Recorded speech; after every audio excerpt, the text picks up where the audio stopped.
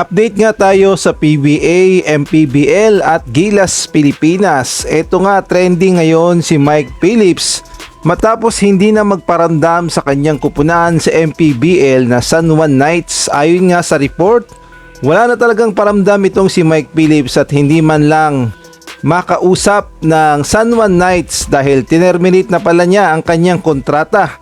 At ayon nga sa report, may mga kupunan na sa Japan B-League na kumukuha dito kay Mike Phillips, kaya naman basta na lamang daw niyang iniwan at tinalikuran ang San Juan Knights. Malaking bagay pa naman itong si Mike Phillips sa MPBL sa San Juan Knights dahil isa siya sa tinuturing na mga star player at kailangan pa talaga siya sa San Juan, kaya naman laking gulat ng lahat nang hindi na siya magparamdam at basta-basta na lamang tumalikod. Malaki pa naman ang ibinibigay sa kanyang pabor at sahod. Ayun nga dito sa report, itong si Mike Phillips ay may salary package sa San Juan Knights.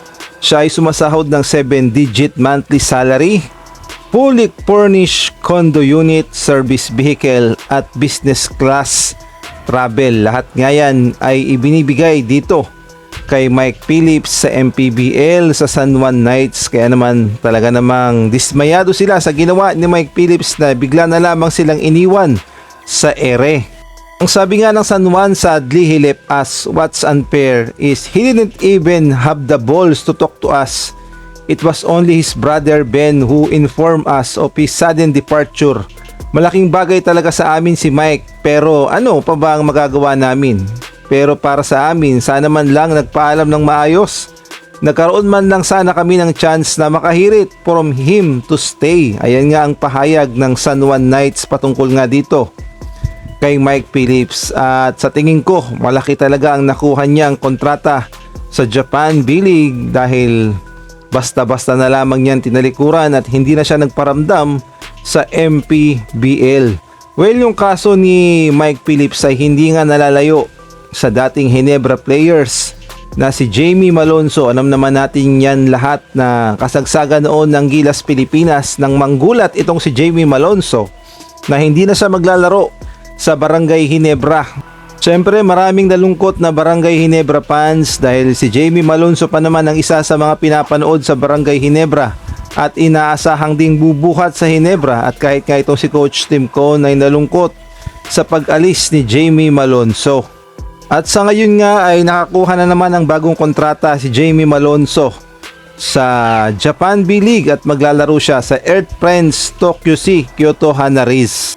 Well, sa totoo lang, simula nga ng mag-recruit itong Japan B-League ng mga players na mga Pinoy at opera ng malalaking sahod, yung PBA ay talaga namang naapektuhan dahil yung mga dapat na star player na maglalaro sa PBA sa ating sariling liga, sa ating sariling mga kupunan ay hindi nga napapakinabangan dahil nga naman malaki ang offer sa Japan kumpara sa PBA o kaya naman sa MPBL.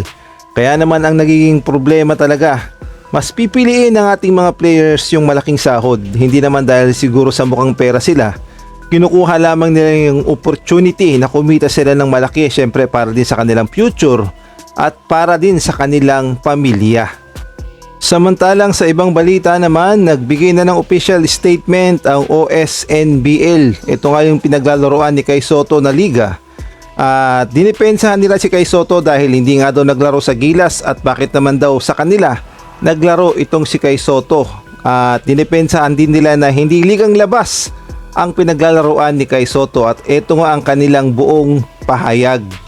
Ang sabi nga dito, official statement from the OSNBL. Ito ngayong Omart Sabado Night Basketball League.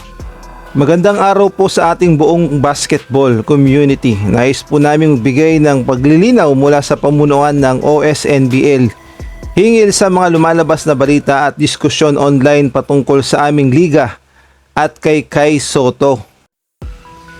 Ang OSNBL is a family league, not a ligang labas. Gusto po naming linawin na ang OSNBL ay hindi isang ordinaryong ligang labas. Kami po ay isang exclusive family league na binubuo ng magkakapamilya at malalapit na magkakaibigan. Kasalukuyan na po kaming nasa aming 5th season. Ang OSNBL ay naitatag at pinapatakbo sa tulong ng mga basketball veterans na sina Ervin Soto, Ranidel de Ocampo, Al Vergara at kasama na rin si Kay Soto na lahat ay bahagi ng komunidad na ito. Ang pagsuporta ng mga pamilya de Ocampo, Vergara at Soto sa liga is somehow their way of giving back to the community. At hindi pa nga tapos ang paliwanag na yan dahil napakahaba, at kung gusto nyong basahin at talaga namang maliwanagan kayo kung bakit naglalaro dyan si Kay Soto, ay puntahan nyo na lamang ang Omart Sabado Night Basketball League sa kanilang Facebook page at basahin nyo yung buong nilang paliwanag. Pero isa lang ang malinaw, nagpapawis lamang daw si Kay Soto at hindi ligang labas ang kanyang pinaglalaruan. At kung nagustuhan mo ang video na to, paki-like, paki-subscribe, paki-pindot ang notification bell para updated ka sa susunod kong i-upload.